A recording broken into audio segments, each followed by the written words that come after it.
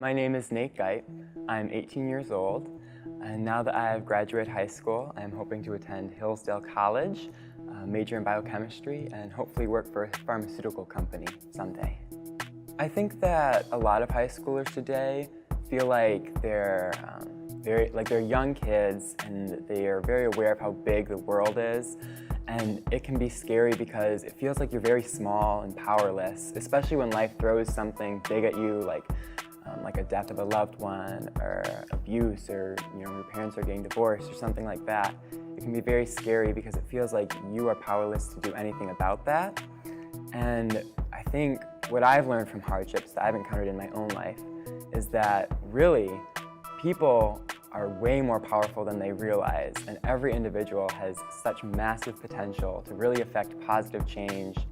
So a little over 2 years ago, in April 2014, we had just come back from spring break, and I remember feeling very tired that day. It was a Monday, and after school I was part of the drama club, and we were rehearsing for the spring play.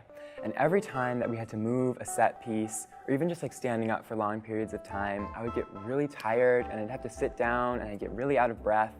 And so I came home that day from school, and I didn't really think a whole lot of it because, in high school you're always tired, so it didn't really seem that abnormal. But my mom was pretty concerned, and so we went to the doctor's office. And while we were there, the doctor seemed to think that it might be something a little more serious, and so she told us to go to the hospital. And when we went there, I got some blood tests done, and they told me that I had leukemia, which is cancer of the blood. So that was quite shocking. And then right after that, I was hospitalized and I began chemotherapy treatments, and basically the whole regimen of things that you do when you're diagnosed with an illness like that. So that was very difficult. One of the things that was the hardest for me going through everything was that I couldn't come to school at all, and I couldn't really see my friends either, because one of the effects of chemotherapy for leukemia is that it really knocks back your immune system. And so if I were to get sick or get an infection, it would be a big deal. It would be like a life-threatening thing, and I'd have to be hospitalized. So I kind of had to stay home a lot of the time. Visitors and things like that were very tightly regulated, and the doctors didn't really want me to see a lot of people because they were afraid of that. And because I was kind of isolated, it sometimes would feel like people would forget about me or kind of move on with their everyday lives because, you don't want to always, it's kind of sad to think, that someone has cancer. And so I think that I felt people probably didn't want to think about that a lot, and they probably just wanted to get on with the things that they do normally. And especially missing some of the activities I was involved in, like drama club and marching band. It felt like I was kind of missing out on my life and everyone was moving on without me, and that was a very hard thing to go through. One of the things that was right off the bat initially was that people sent in all sorts of get well cards, lots of candies, lots of small little gifts like that. And I remember I especially loved when clubs I was involved in would send in these huge cards, and then everybody had signed individually all over this card. And it was so much fun to read all of the notes that they had, and each little individual note meant so much to me because it represented the fact that people didn't forget, and people knew I was there and they supported me and cared about me, even if I wasn't at school every day. Two of my best friends put together a bracelet fundraiser to raise money for leukemia research. So they sold these little orange bracelets, and that was just so amazing to see. They were doing it to raise money for research, but also to raise money to buy me an iPad to help me keep up with my classes.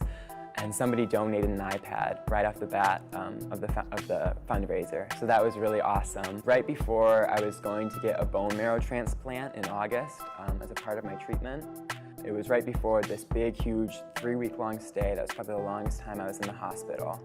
And right at that time, the marching band that I was involved in was going to band camp.